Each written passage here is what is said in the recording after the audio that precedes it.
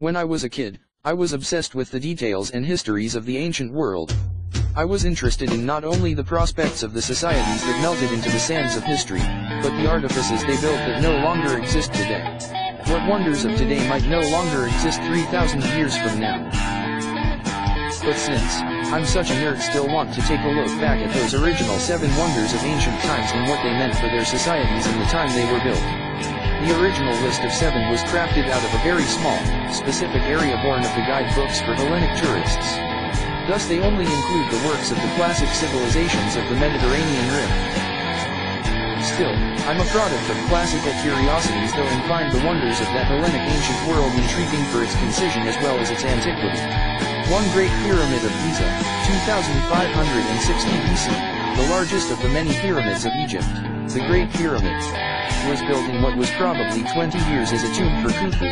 Of course that's always up for debate.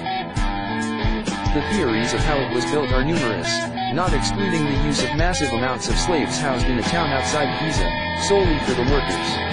The bricks were likely carted up ramps and the pyramid built in layers. The technology used to lift the 7-ton blocks is still under debate, as well as the exact completion date, and the entombed king for which it was created.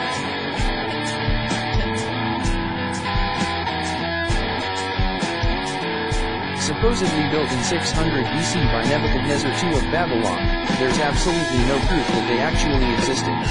Though, there are some Greek scholars whose work floats around saying otherwise. Theories abound about how the aqueducts work, how the gardens were built, where they even were. And since the city of Babylon itself was quietly and thoroughly destroyed overnight, assumedly, by scientists that is, by a massive earthquake, the gardens went with it. Temple of Artemis at Ephesus, 550 BC, another one of the wonders that no one can guess at the actual vision of, due to its complete and utter destruction only 200 years after being built. Unfortunately it found its death in the 4th century BC after a massive fire. Poor statue of Zeus at Olympia, 435 BC, carved by Pythias in an actual exact date, the statue of Zeus is not actually questioned in its existence.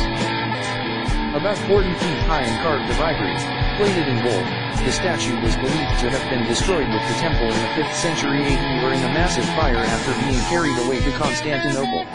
At least they agree that it existed. Fine. That's a step forward.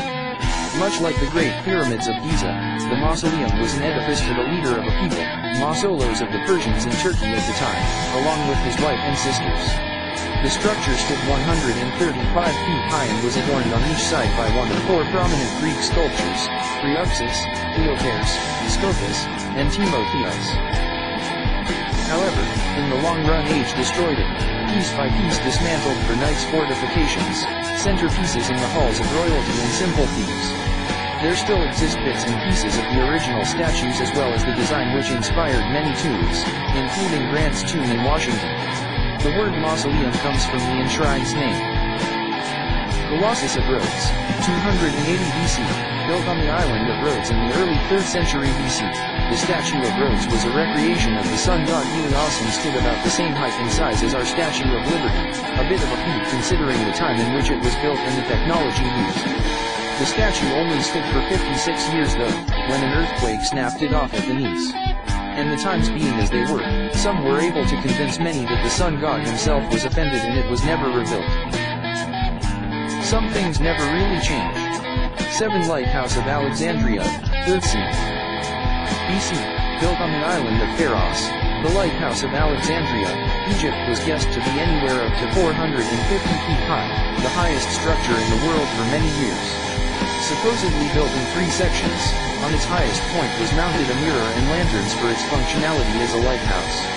It stood for millennia, finally destroyed in the 14th century, maybe a little later, by an earthquake.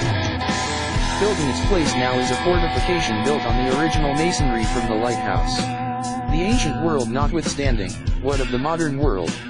Well, just this last year a group of historians compiled a list of 200 modern wonders and held a vote to decide what the 7 wonders of today's world would be. In a slightly less scientific and much more commercially viable method, Good Morning America and USA Today, today's pop journalism, with pretty pictures, extraordinaires offered their own list compiled by a small panel of historians. 1 Potala Palace, Lhasa, Tibet. 2 Old City of Jerusalem, Israel. 3. Polar ice caps, polar regions. 4 Northwestern Hawaiian Islands National Monument, Hawaii. 5 The Internet. 6. Mayan ruins, Yucatan Peninsula, Mesoamerica. 7 Great Migration of Serengeti and Masai Mara, Kenya and Tanzania. 8 The Grand Canyon, Arizona. The list fails in offering 7 man-made wonders as the original did, but does capture the essence of things everyone should see as the original list did. Though, I would argue that the internet is too integrated into society to include. That would be like considering the printing press a wonder of the world in the 1700s after its full integration into society. It will be very interesting to see which modern wonders match up with the as of yet unknown criteria for wonderment. If it was to be a list of all things still standing on Earth as created by man, surely the Great Wall would be included, the Maya ruins retained, the Pyramid of Giza retained, places like Stonehenge, modern marvels of engineering, the space station, the Empire State Building. I would be hard-pressed to narrow any list to only a few places, but surely the natural wonders of the world shouldn't be included, as they deserve their own list, before they no longer exist, like the polar ice caps.